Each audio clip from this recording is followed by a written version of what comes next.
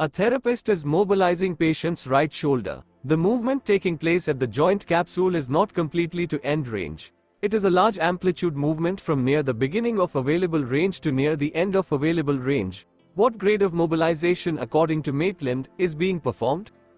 A. Grade 1B, Grade 2, C. Grade 3, D. Grade 4. And the answer is B. Grade 2. Explanation for this question is B. Grade 2 is large amplitude within near the beginning range of motion to near the end of range of motion. Maitland Joint Mobilization Grading Scale, Grade 1, small amplitude rhythmic oscillating mobilization in early range of movement. Grade 2, large amplitude rhythmic oscillating mobilization in mid-range of movement. Grade 3, large amplitude rhythmic oscillating mobilization to point of limitation in range of movement.